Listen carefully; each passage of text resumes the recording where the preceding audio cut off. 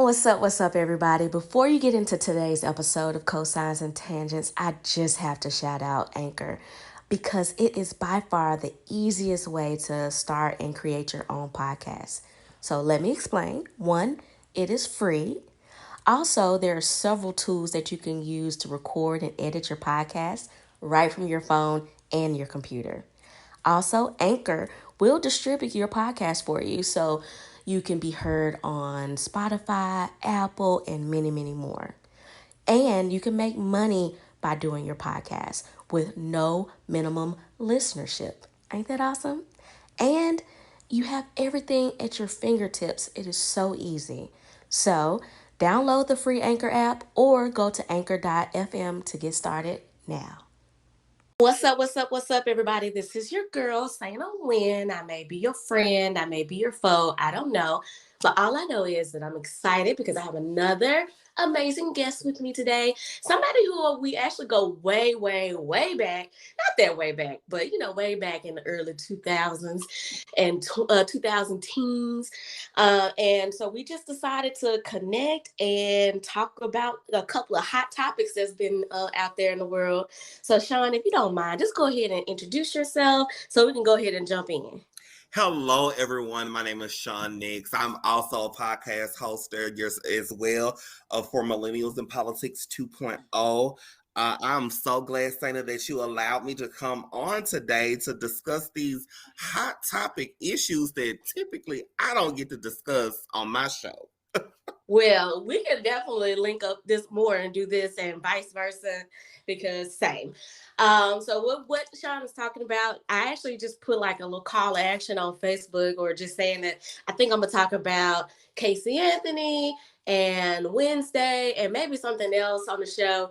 And then Sean hit me up and said, "Oh, Casey Anthony was his jam back in the day." And I was like, "Okay, let's talk about it." Because what you about to, because before we started talking, you were like, you don't think it's the dad, you think it's definitely the Casey. I honestly think it's the dad. So we're gonna have a debate apparently. Okay, I believe it was a mixture of the two. Okay.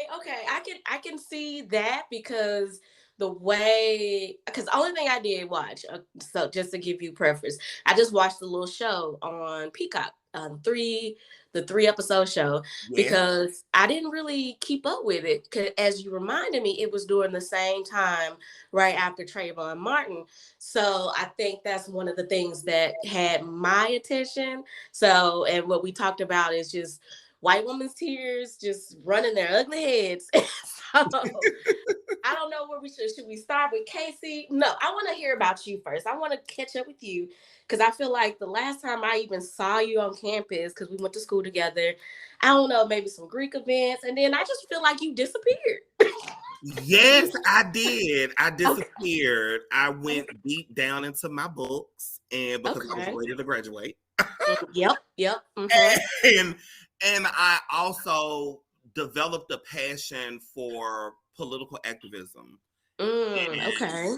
But being a member of the LGBTQ community and being a Black member of the LGBTQ community, I saw the inequities that existed in my society, in the LGBTQ community, as well as just in the general population here in Chattanooga, Hamilton County, Tennessee. And since then, I have started a nonprofit for the LGBTQ community called the I Am Foundation. And we service at-risk youth between the ages of 13 to 21. And we help these individuals cope with traumatic events that have happened in their life. We focus on social and emotional learning, and we use a method that is used actually throughout the nation on teaching people how to make better decisions to improve their quality of life. I have started my own political strategic firm. It's called the New Southern Democratic Strategic Firm. And we have ran some very successful races, flipping some seats and maintaining some seats for those who are members of the Democratic Party or progressive thinkers or independent progressive thinkers who believe in the ideology of the overall Democratic Party. I myself I've been the vice chair of the Hamilton County Democratic Party, and during my tenure, I made it an obligation and a moral obligation for us to put dollars back into the Black community. The Black community is the backbone of the Democratic Party, and so I wanted to make it known that the Democratic Party just doesn't want you for your votes when it's time for you to vote. We want you 365 days out of the year. And we need your hands, your feet, your minds, and we need your dollars as well to continue to run progressive candidates and to close the gap that exists in our communities on many different facets. And I've ran actually for office, unsuccessful run, but my first run. And I learned so much in my first political race myself as the candidate. I learned so much because as a campaign manager or as a strategic coordinator, it's a little different than actually having your name on the sign, actually having to answer the hard questions and give a very unpopular answer, but it is the medicine that is needed to cure the ailing body of our society. We'll definitely, I'm pretty sure we'll get into that moving forward in our conversation, because the body politic in America, the fever, Obama said, the fever will break, and that was in 2013. Yeah, 2013, 2014. The fever hasn't broken. If we were to take the American body politic to the American hospital, the body politic will be running 150-degree fever. You ain't lying. So now we have to think of the strategies that are being used on the right, the extreme right, that is Southernizing America. I like that phrase, Southern line, because there is the mindset of like with the evangelical politician, which to me is oxymoronic because they shouldn't really be occupied in the same body because exactly. Of church and state, you should be separated, but now the mindset is completely being combined and is not leaving any room for growth. It's very antiquated, the thoughts that they are perpetuating, and I'm tired of it. So I completely cannot wait to get bored to this conversation. Oh my gosh. So can I ask you this before we jump into like Casey Anthony and just different things? Just what are some of the things that you learned after you ran your race? Just what did you find any correlations between why the Black vote is so hard to get sometimes for the Democratic Party, or what's driving us away from the Democratic Party? What did you learn? I learned a lot. I learned one, as a Black gay male, I learned that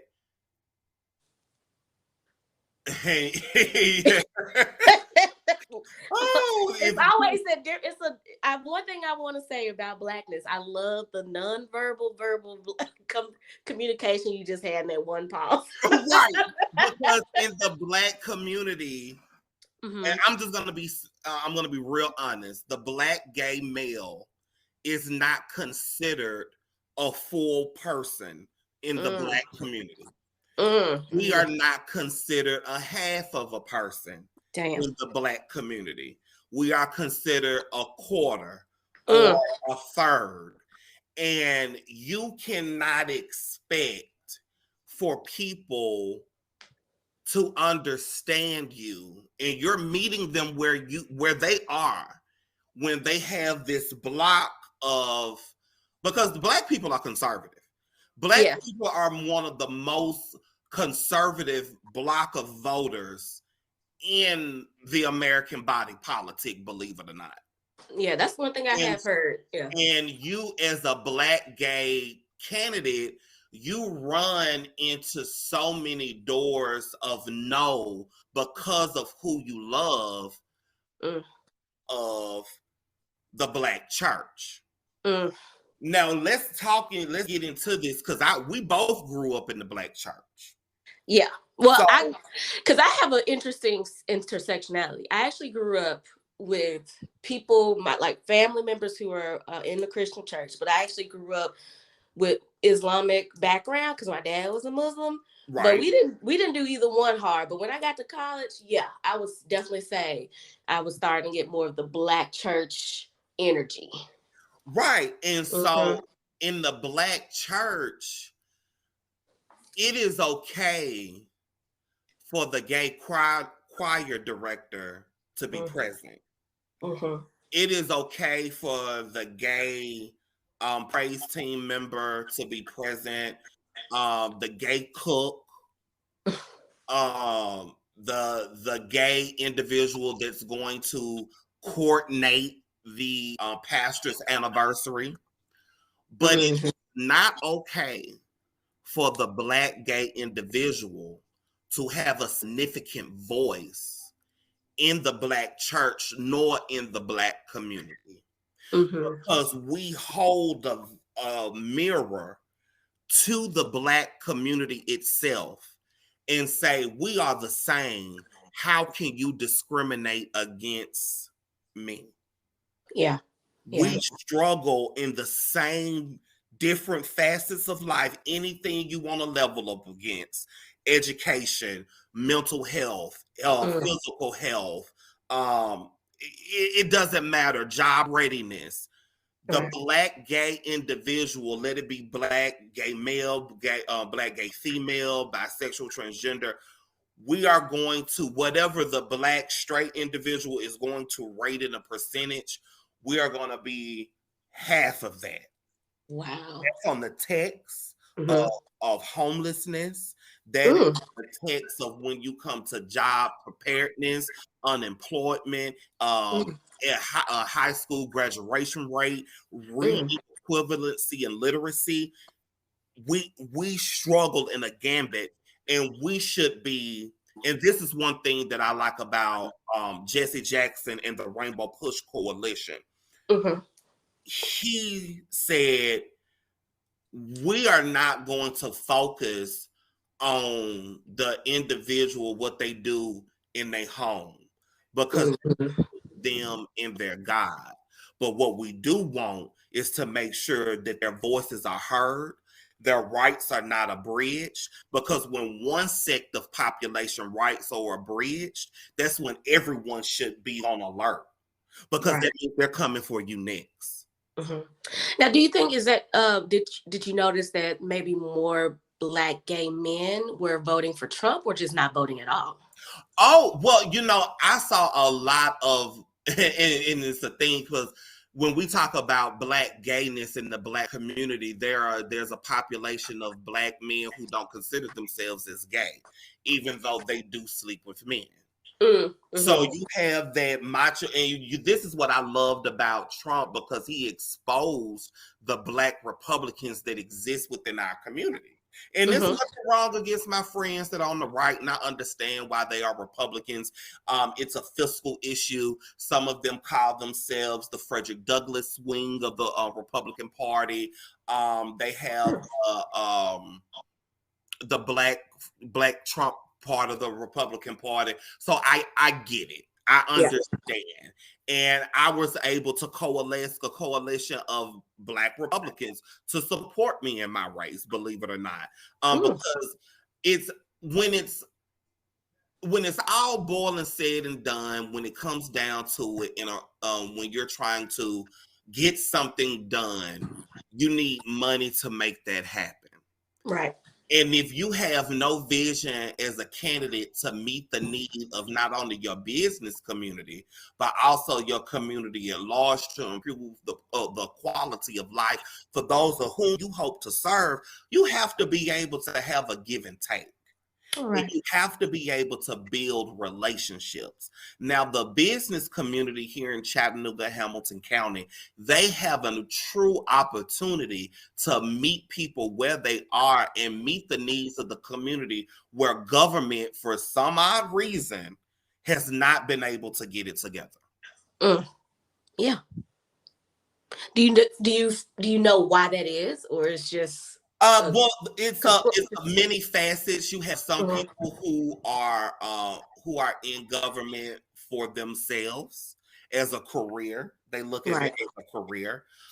You have some people who are in government that definitely have no reason to be in government. They have Mm, it's no reason for them to be in the seat that they are, but because of the population, because of the voting demographics and where they run, they're gonna win. So that's gonna put the whole county, the whole community at a disadvantage. right. We have a county mayor right now who is running up a $30,000 attorney fee, um, only because he's wanting to remove the county attorney who has a contract going into for the rest of into 2024, if I'm correct. And now it's just a tit for tat. And all of the momentum that the previous administration, even though he's a Republican, Jim Coppinger, amongst the other members of the county commission, were doing great things to move Chattanooga forward and was giving who will ever be the next county mayor a good position to come in on.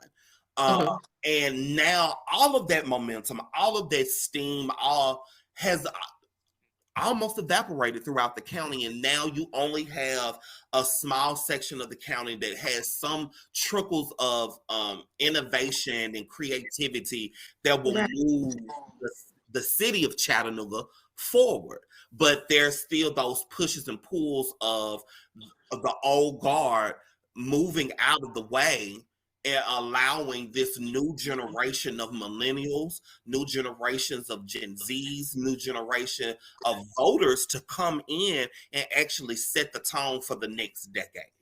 Yeah. So it's the same thing that's going on nationally is going on just even in a small city like Chattanooga, Exactly. where the older people just not getting out the way and letting new blood in and be able to do things differently, because that's what's been going on for decades, and I am so tired of it. But I'm proud of people like you, and like you said, the millennials, the younger millennials, and the Gen Zs, and the new generation of voters coming in. I have one more question. I just because we talked about this in one of my group chats. Did you hear about the 18-year-old mayor in that small town? Yes, I'm so excited, and I'm so glad that someone like him ran and won. Me too. Now, I didn't know about it until I saw that he won. I was like, what? Okay, that's pretty cool. Me and my friends were like, one of my friends, she was wondering, she's like, does an 18-year-old have the capacity to run a city? I was like, shoot, we give them guns and tell them to go to war. Might as well give it a chance. But do you have any like opinions on that? Just his ability to run effectively as an 18-year-old person? I believe he will definitely be able to run efficient and effectively because people must understand the role of government and what Mm, that executive actually has the power to and not to do. okay. And the Right. boss of the executive, depending on that city's charter, is the city council. There's checks and balances. Oh, And okay. so the mayor is the executive of that city or municipality. And they just Okay. can't do whatever they want to do. They have if they want they have to submit a budget. Mm, They have to submit purchasing orders to the city council for it to be approved. If they want to have certain things change in the charter, they first must send it to city council. City council must have a first and second and maybe third read through it before it's actually approved. The and it, the most important thing that the mayor does is actually create a budget. okay. And because the budget is where the dollars go in that municipality to make that municipality run. Now, depending on this municipality, they might be in the business of education, whereas this municipality here in Chattanooga is not. So he might have a Mm, larger budget to work with and make and maneuver to meet the needs and meet some of the goals that he had in his platform. okay. So it depends on who he has around him, who's his advisors, who's going to be working in the mayor's council, and then the relationships that he has to develop, or if he already has these relationships developed with city council members to get a budget approved. Oh, okay. See, that's what I was wondering, because that's the same point I made. Besides the military portion, I said I'm pretty sure he's gonna have, long as he can get some great people around him with new ideas to help him push forward his agenda. Hopefully, he can do something. It's all about, like you said, who's around him. So I'm wishing him luck, because I think newer is better than the old, antiquated people that's been pushing our country. Not even forward, just kind of dragging his feet in the We're same old. stagnant. We're very stagnant. We're like the economics. The country is in a stagnant but progressive upward mobility. If that makes sense. Like if we take one step forward, but then we'll take 3 steps back. And then we'll try to correct those steps that we've done. But that older generation, man, they vote. They do. They holding on. They come out and vote. Them baby boomers, that silent generation. They don't talk about it. They be about it. And they be at the polls. Oh yeah, you can count on the rain, sleet, or snow. They are the postmen. They deliver. Completely. I completely agree. Well, I know we can talk about this forever, and I would love to definitely have a conversation all about this, because you're giving me some education in the way that I can understand it, and that's what I want this podcast to be about. It's just delivering information in a digestible way. But I also like the tea. I want to talk about damn. Okay, first, can we talk about... No, we're going to talk about Casey Anthony, but right. I want to talk about Brittney Griner as well. Should we do that now? I feel like let's talk about BG. I'm glad. Let's talk about it, because the way the black males and males have been on Beyonce's internet talking cash money shit about it being a bad trade is pissing me off. And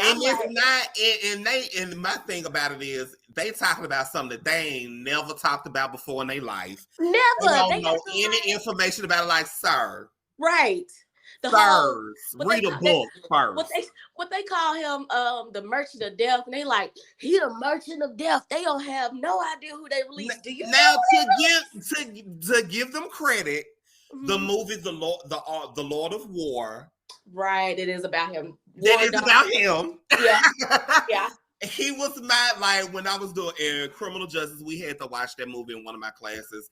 We had to take we had to write a 3-page paper, but he was one of my favorite terrorist guys, because he was about his money and that was it. If it wasn't green, it wasn't for him. He was a stripper for the terrorists. No lies. He made it work.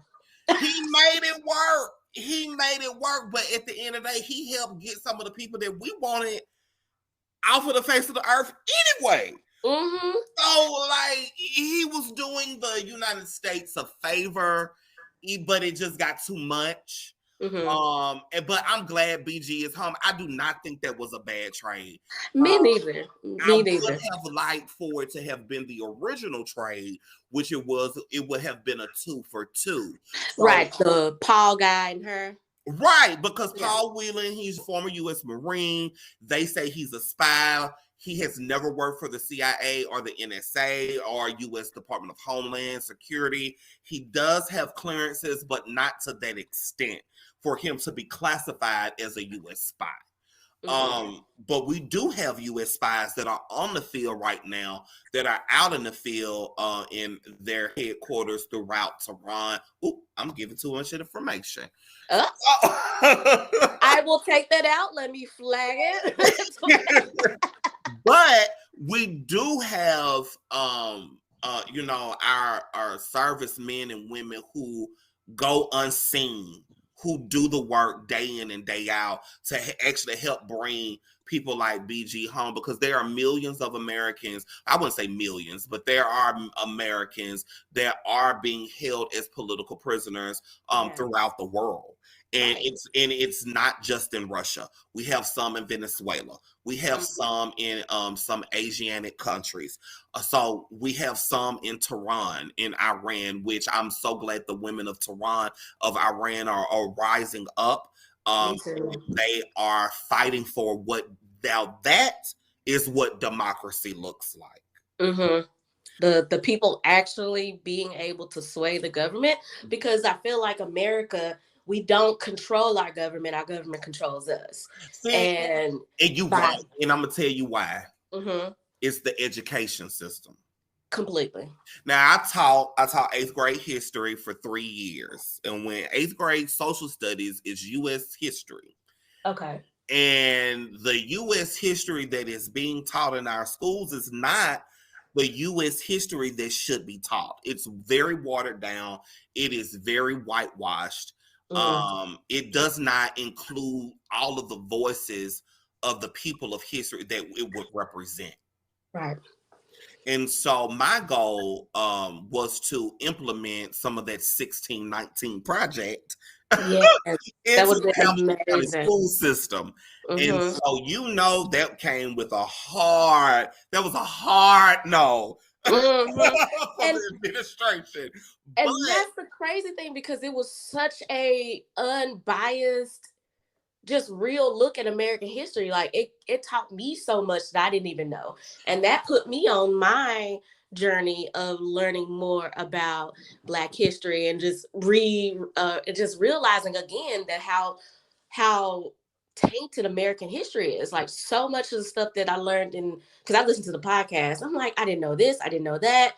And it started to help decolonize my mindset about America and who America is. And you know what? Honestly, a white guy actually wrote one of the best books on American history, and he made one of the best documentaries, Oliver Stone, The Untold Story of American History. And it goes from Reconstruction to Bush. Okay. I'm definitely putting that in the show notes. And so it gives a true full vision of what happened, why certain things happened the way it happened, and what if this hadn't happened. And what if these people did actually achieve everything that was originally promised to them? What if they got that? The playing field would have been equal from the start. Are you talking about just us getting our 40 acres and a mule, or even? I'm talking about voting rights, women's rights. I'm talking about reparations. It runs the gambit. So in that book, okay, definitely got to read that book. Because just from imagination period, just you could see what we could have had just as a country, because we act like we can't do good to make things better. It always has to be some antiquated caveat in order for us to get what we really want. But all we have to do is just do right by people. Like what they did with BG. They did right by her. They got her home. Exactly. And I'm glad that women were able to put the pressure on the president.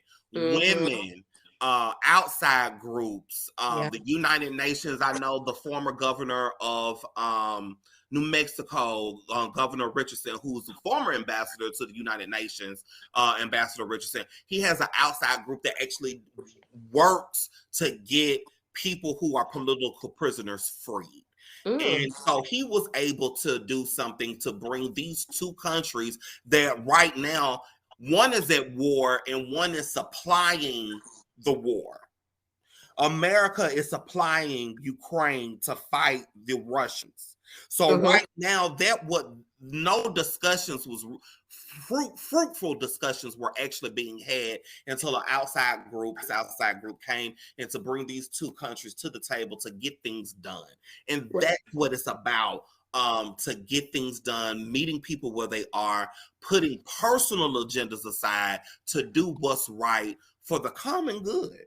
Right. And I think with Brittney, we all knew that was a ploy. It was that she was being used as political ploy.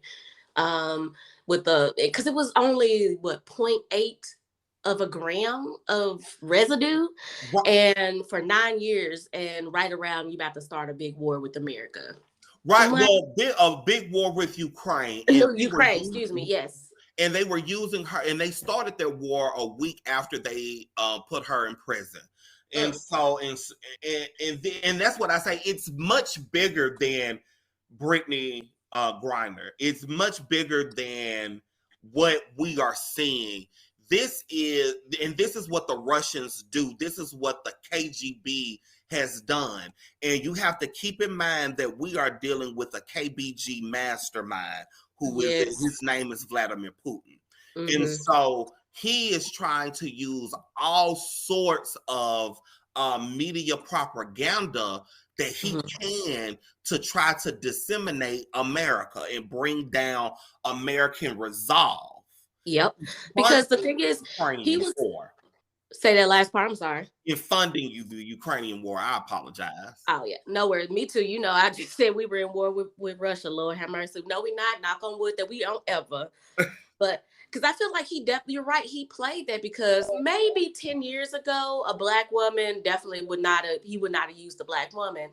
But because of what we've been going through with the racial reckoning of America and what we're doing with LGBTQ rights, he used the perfect representation of these two minority groups being not cared for by America to further free women. Yeah.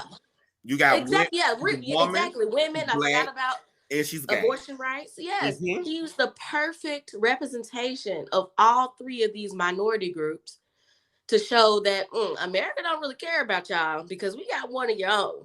Exactly. And what are you gonna do about it? Exactly. And it took was she in there for 10 months? 8 months? Roughly 10.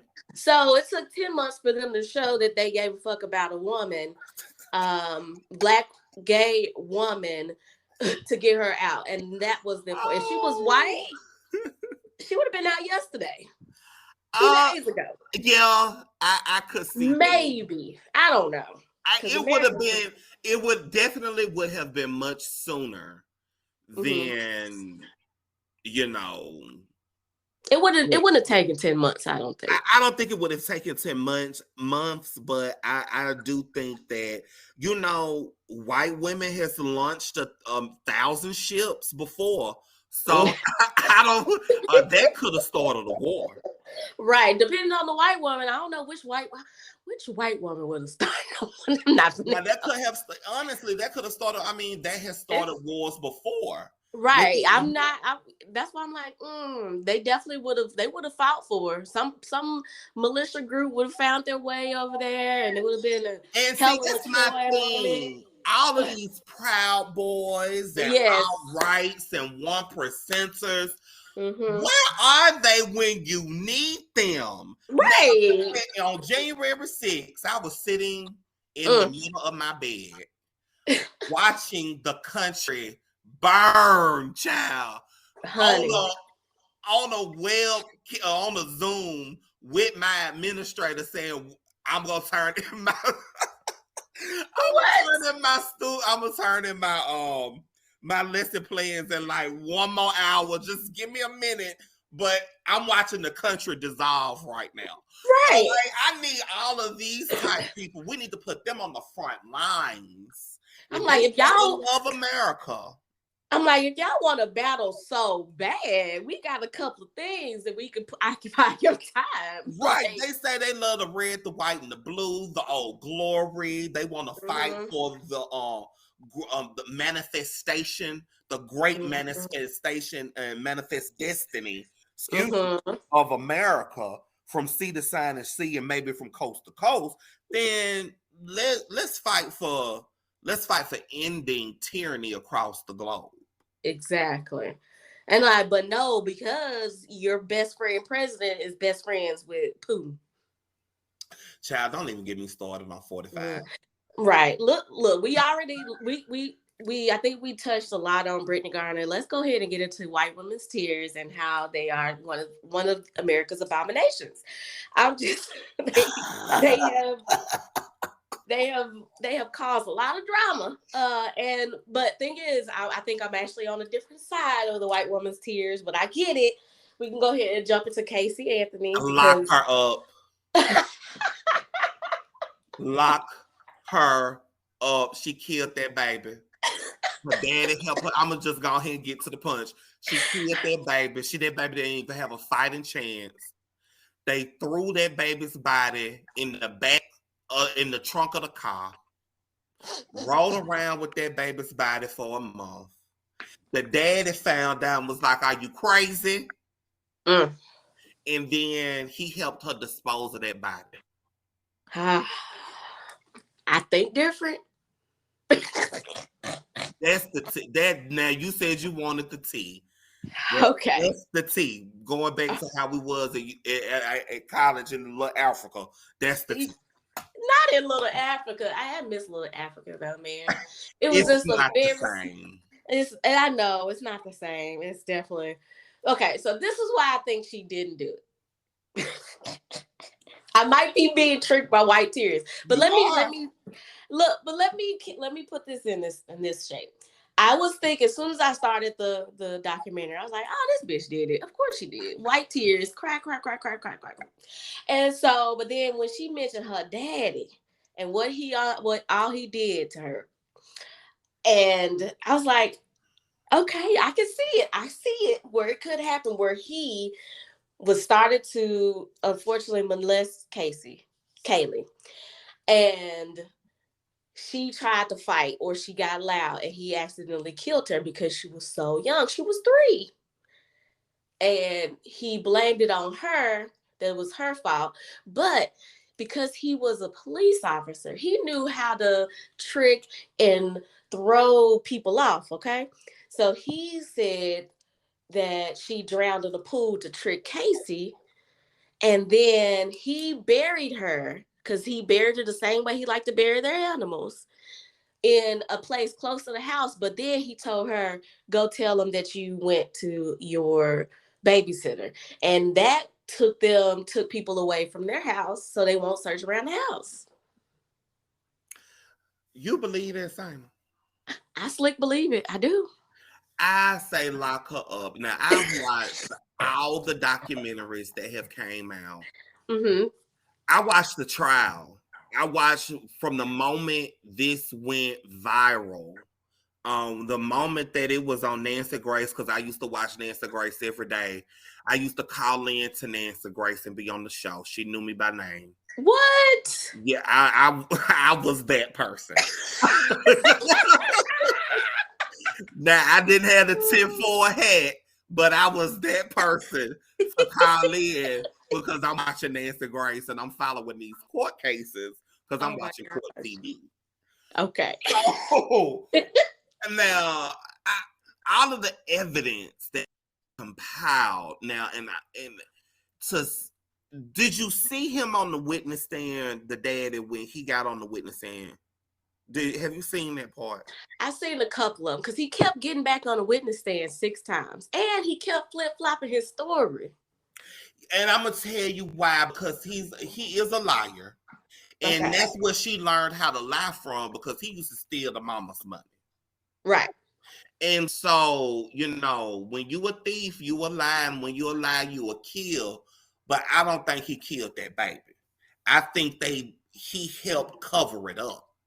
Because he didn't want to go to jail, because then that would expose him. Mm-hmm. Because narcissists don't want to get exposed. Exactly. Narcissists are like super. They almost want you to know that you're getting manipulated, but they don't want to get caught.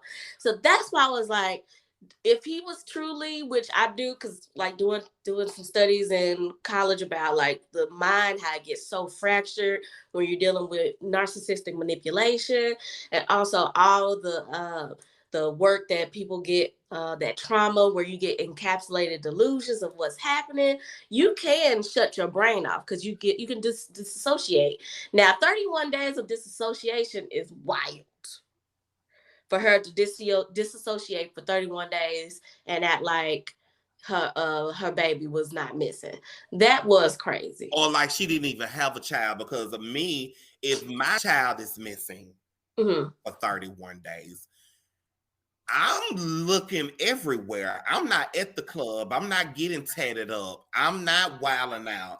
I'm not like Girls Gone Wild, because that's what she was giving.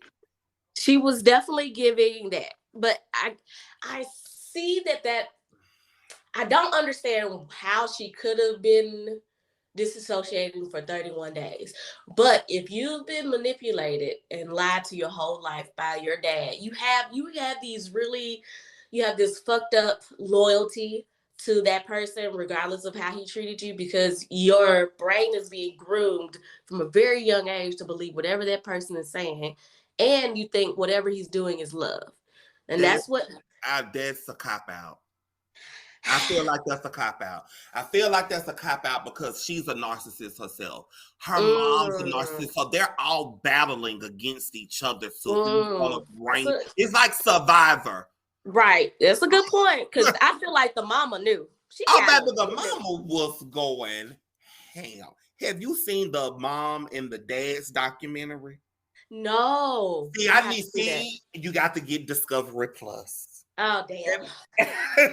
I need you to watch all of these documentaries, because you just can't go off what she done said. Well, I watched that one, and I watched the one from like those outside, it was on Peacock too. Outside investigators that came in. Uh-huh. So I watched that one. I didn't get the dad one because that's the one I wanted to see too. Because I went looking. I was like, man, I want to see what on the parents' side. Because we got Casey, we got the third party. Now I want to see what these parents done said and know. And now see the parents, the mom, she was like, well, you taught her how to lie. And there you taught go. her how to do this. Mm-hmm. You taught her how to be deceiving and be narcissistic. And he said, well, you have too. We've been lying. This whole marriage has been a sham. What? So like when you get into it, the whole family just messed up. Mm-hmm. So like it's like glass houses are fragile. You can't throw stones at them too many times. I think it's definitely gonna come down probably in the next couple of years, because now the dad is gonna feel like he gonna do another show. Because he ain't going to do nothing without a little money, though. Oh, you know he got to get coined up. He got to get that coin. He got to keep up whatever he's doing. Because I was like, when he was on Dr. Oz and talking about Casey's going to forgive me, then he kind of snapped out of it. And he's like, well, she's going to have to call me. I was like, bruh, what she got to call you for? What you talking about? Now, I do believe that he's definitely doing something to that baby, because his language that he was using during the funeral, gross. It was a possibility. Mm-hmm. Allegedly. Allegedly. Everything's alleged. I ain't no lawyer. This is opinions, yada, yada, yada. Right. Ditto. But I really would love to have a personal sit down with Kate, with the whole family, actually, but individually. Yes. Because if everybody's story is almost syncing up, because their stories almost sync up, the lies that's being told are the same lies. They're just being spun differently. But the core of the lie is, we didn't do it. Mm-hmm. But they did. Something did. Like, I'm not 100% sure that she did it. And I'm not 100% sure that she didn't. I can see how she could not have done it. I believe she did it. I believe that her dad helped cover it up. I believe she was sick. The child was getting on her nerves. She had came in from a bad day from clubbing. She had a hangover. The child wouldn't be quiet. She was already staying at home with the mom and dad. So the child wouldn't be quiet, and she let the child out, or she gave the child some medicine. You think the nanny was Medicine. And put her down and gave her too much medicine. And so when the daddy found, because the dad was the first one to be home, because remember the mom was working 14, 15-hour shifts as a nurse. Right. To keep up this appearance that they was, you know, the happy family. Right. Yeah. Leave it to Beaver type style family. So I really believe that she did it. The dad helped her cover it up, and the mom is having to deal with this torment of now she's having to cover up the death of her grandchild because her daughter killed her, and her dad, which is her husband, helped cover it up. Yeah. And that's a lot. That's a lot. It's a lot. It just, I don't know. I wish we find out one day. You know who I wish we also found out what happened to? What's that? Not JonBenet. This one and JonBenet is out. Now I remember JonBenet's better than Casey's. Kaylee's. Ugh. Now, JonBenet, I believe the daddy, he just fetishized over her to like an unreal point of like, it was just too much. It was just too much of evidence that points to the dad. Right. Fingerprints, sweat droplets, DNA was just getting started back then, so all of this evidence is still fresh. So if they would send it off to a crime lab, I'm pretty sure Quantico, they could let you know who did it. Right. Man. Whew. That was crazy. I don't know, man.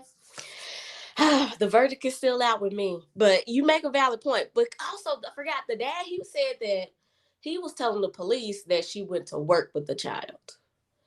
But then he was like saying that she drowned. Right.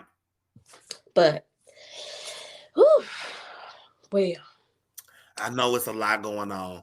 It's a lot.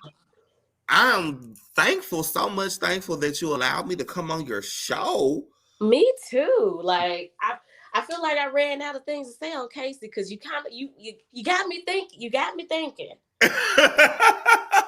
You have to think of. I'm gonna watch the Daddy's Nims. I'm gonna watch that. I'm gonna go ahead and give me a free trial at Discovery Plus. But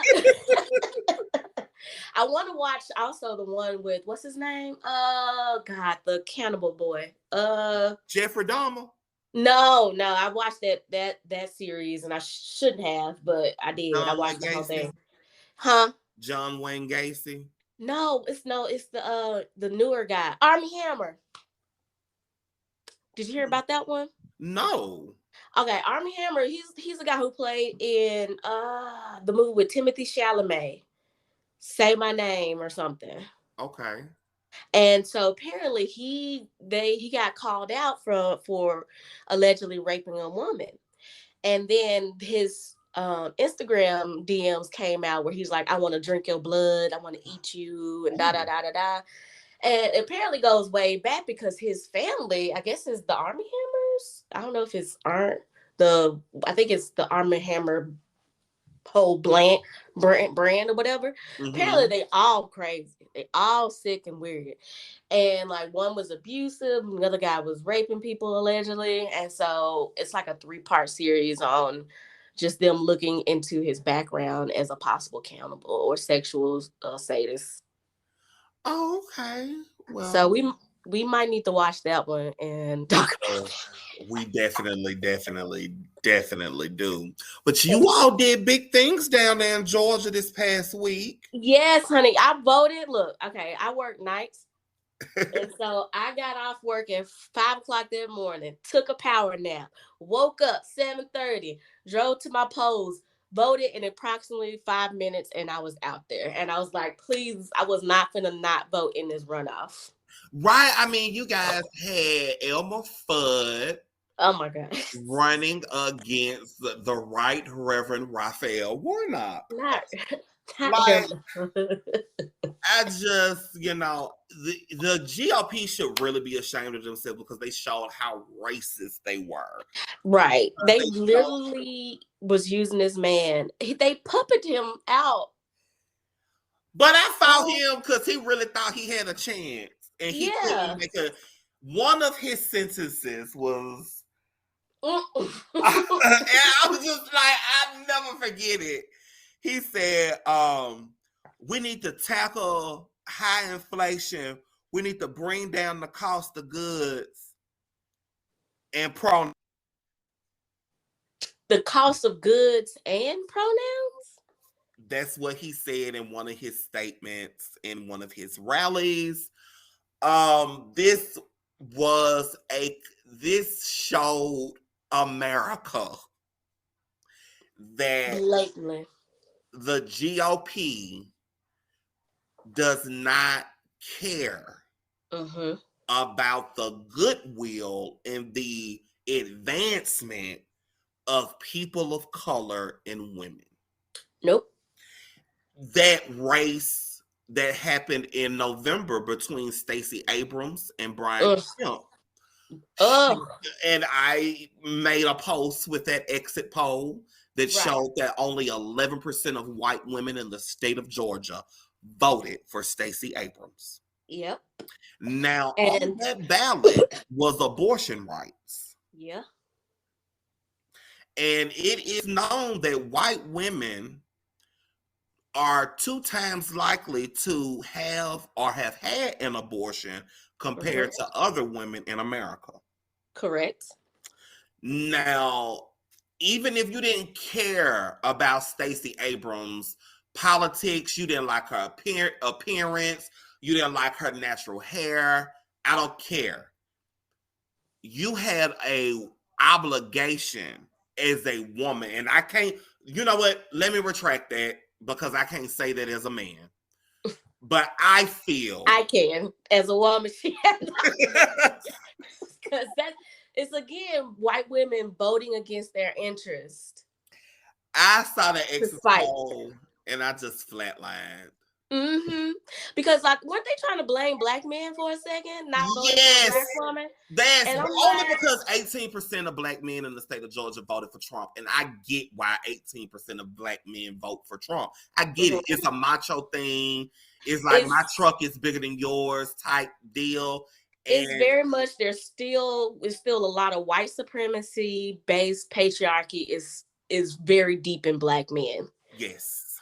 It's very deep because because black women, we are on both sides of what's the word I'm trying to say? Both sides of the oppressed. We're women and we're black. So we have to carve out the same lane.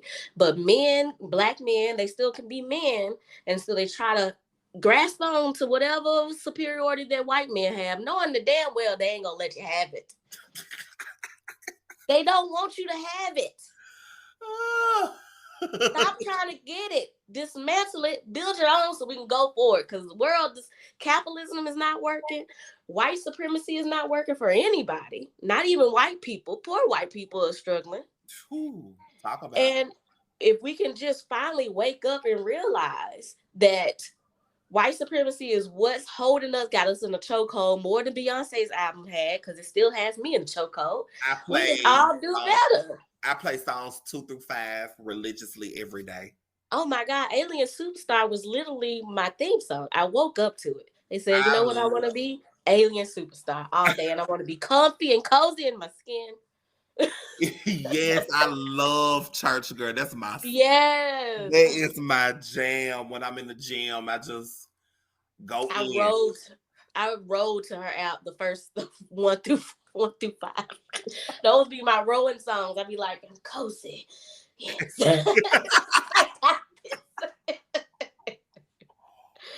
Oh my gosh. Oh man. So I'm thinking we're gonna have to do another episode where we go strictly into politics, because I definitely want to know more also of your nonprofit work. We didn't get a chance. Can you tell me a little bit more about that and what y'all do? Because that sounds amazing. Right. Thank you so much. The I Am Foundation was founded April of 2014. So it was just right after I graduated. I saw a need because there was no safe space for Black LGBTQ youth to express themselves and cope with societal ills. And so I said, we need to create a safe space for these individuals. We need to let them know that we see them, we hear them, and we love them. And we are going to meet them where they are so they can achieve whatever dreams that they want to achieve. Since our founding, we have helped over 20 Black LGBTQ youth in Chattanooga and Hamilton County not only graduate high school, but graduate college. Oh. And achieve their dreams of being professionals. We have some that are cops in Philadelphia. Okay. We have some that are attorneys now. We have some that are political activists that are actually on the ground each and every day giving back, because to whom much is given, much is required. That's beautiful. And definitely, you still there? Yes. Okay, just make sure. I thought we gotta let go because that's amazing. And please make sure you give me that information. Do you have volunteer opportunities? Because I definitely want to get back into the world and start helping and doing definitely stuff. We're reining it in since it's the end of the year and it's the holiday season, but we're gonna jumpstart our 2023 year with ending the slate of hate in Tennessee. We're going to be doing a lot of political activism 101, a lot of those trainings. We're going to be doing a lot of door knocking, a lot of phone banking to get the word out of the slate of hate that is taking place not only in Tennessee, but all over America. I saw a demonstration being. I've never seen this in Chattanooga. Those, I don't know if they were Proud Boys. Proud Boys. I was like, what the hell? Like, I know Chattanooga's no utopia, but I've actually never seen that, and I was like, so shocked. I wrote the governor. Well, the organization that wrote the governor, October. Mm-hmm. And in that letter, in which he has not responded to, Governor Bill Lee, it states that never since the rise of the Ku Klux Klan have we experienced so much terror and fear that has been invoked. Not since the rise of the Ku Klux Klan, founded in Paducah, Tennessee. Right. So we need all hands on deck. We need everyone who is able and willing to be an ally to join forces with us as we end the slate of hate in Tennessee, and not just in Tennessee, but all across America. We build a strong coalition. We are working right now to start the first Rainbow Pact, which is a political action committee in Tennessee to advance and to help sustain LGBTQ candidates. No matter where you are in Tennessee, the Rainbow Pact is wanting to serve you. I love that, and I cannot wait to participate. And whatever we need to do to help, definitely let us know. I'll put that in the show notes, and maybe we can start a campaign or a letter writing thing or a phone call or something. Whatever we gotta do to get that to start working to get rid of this slate of hate in Tennessee, because this is bullshit. Thank you so much, Stana. Again, it has been a pleasure to be on your show. I am so proud of you and the work that you do on the ground day in and day out with mental health awareness and closing those gaps that exist in the Black and brown community. So thank you for what you do. Oh my gosh, thank you. That very hits my soul, and I feel very emotional. And I really appreciate that. Like, sometimes I just don't feel like I'm being seen, but hearing you say that makes me feel really good. Thank you, Sean. Oh, it's my pleasure. Well, I look forward to having you back on the show. So just let me know when and where. And just we will make sure to put all the show notes and where we can find more information on Sean and the I Am Foundation in the show notes. That way we can support. And just again, thank you for coming on. And everyone, thank you for listening. And I hope you have a great day. And bye-bye.